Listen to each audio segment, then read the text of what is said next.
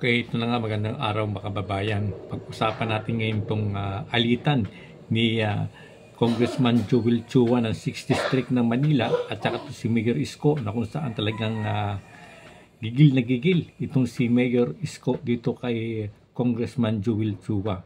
Kaya nung nanalo si Isko Moreno, talagang balita natin yan ay talagang pinag-iba ni Mayor Isko itong barangay hall na pinatayo ni Congressman Joel Chua dyan sa may 6th District. At gumastos nga ang presyo ng ginastos na barangay hall nito ay umabot ng 19 million. Ayan. At itong nakarang araw lang, no, ay merong kinumpiska itong si Mayor Isko, yung mga heavy equipment ni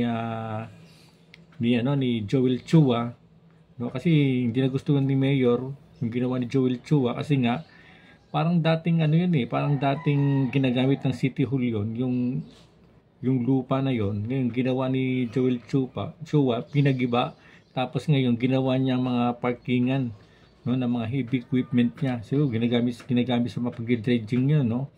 Pero ginawa niya, no, kasi walang permit, walang paalam sa City Hall. Ginawa ni Merisco ay kinumpiska itong isinara, no, yung lugar na yon. Kaya nakatingga ron yung mga heavy equipment, mga kababayan. Kaya ito na nga, mga kababayan, no, talagang siguro hindi na makapagtimpi itong si Congressman Joel Chua, ay sumagot na, mga kababayan. Sinagot na si Mayor Isko Moreno. Pakikinggan natin, mga kababayan, yung sinabi ni Joel Chua. Ito, kapapasok lang ito, mga kababayan, para talagang ramdam natin yung galit ni Joel Chua, kasi naramdaman niya talagang ginikipit siya ni Mayor Isko. Tapakinggan natin, mga kababayan. 3 minutes to eh. Yan. Bakit hindi po yung DPWH ang kanyang sitahin sa sinasabi po niya mga requirement? Ang trabaho namin po bilang congressman ay mag-propose lamang. Kami po ay kung mapagbibigyan, salamat. Kung hindi po kami mapagbibigyan, wala po tayong magagawa. Pasikat lamang ito eh. Diba? Naghahanap lang ng content sa kanyang vlog. Hindi pa tapos sa kanyang eleksyon. Hanggang ngayon, may hangover pa to sa eleksyon. Hindi mo maintindihan. Alam po ninyo, this is not about Isko Moreno or Joel Chua. This is about the City of Manila and the people of City of Manila. Dapat po kami, ang local government at ang national government ay nagtutulungan para nag-iisip po ng mga makabuluhang proyekto. Wala po siyang ginawa kung hindi gibain yung mga ginagawa po namin. Mga programa naman, ang makikinabang naman, mga taong bayan. Kagaya po nung giniba niyang barangay hall. Ako po'y matagal na nananahimik. Pero alam po ninyo, umikot po kayo sa Maynila. 90% ng barangay hall nasa kalye.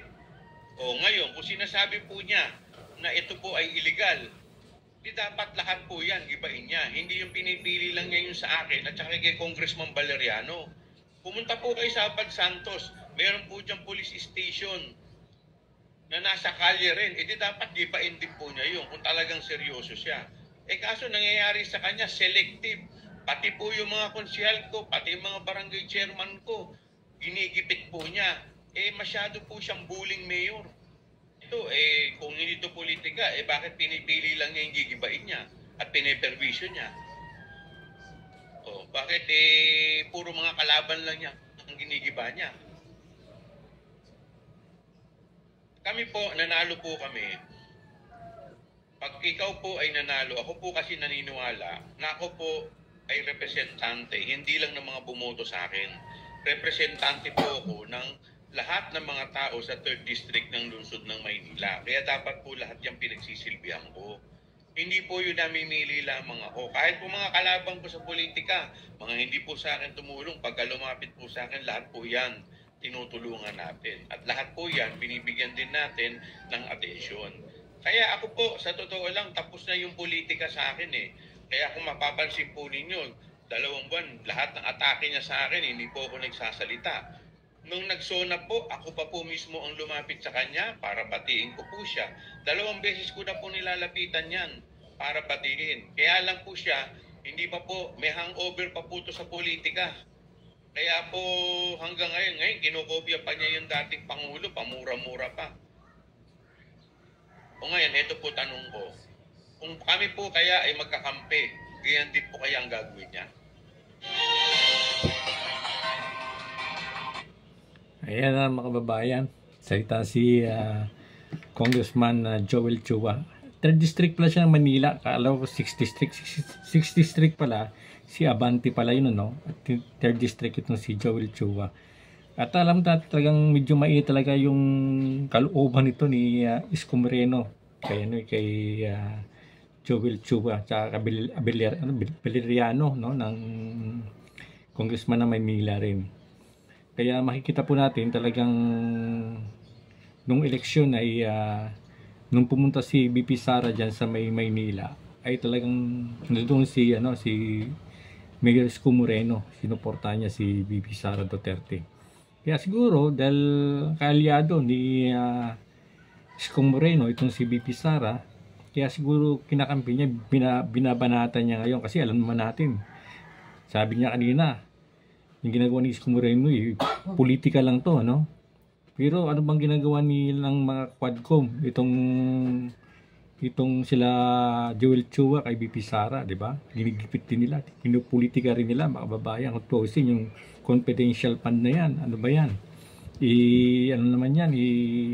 Kung tuusin, COA na mismo nagsabi, okay naman yung confidential fund ni BP Sara, nagamit ng tama, walang korupsyon na nakikita, no? Pero itong mga congressman ay talagang pinipilit nila na talagang panagutin nga itong si BP Sara Duterte kahit wala namang silang buweba, no? Na talagang ginastos sa maling paggastos itong confidential fund ni BP Sara Duterte. Kaya siguro masakit pag ganun binagawa sa'yo, samantalang yung ginagawa niya ay masakit din, no? Maaaring masakit din ito kay Mayor Isko Moreno. Kaya siyempre medyo kaalyado niya, parang nakita natin yung suporta naman ni Mayor Isko dito kay BP Sara Duterte. Kaya ito, abang-abangan na lang natin mga kababayan kasi nga itong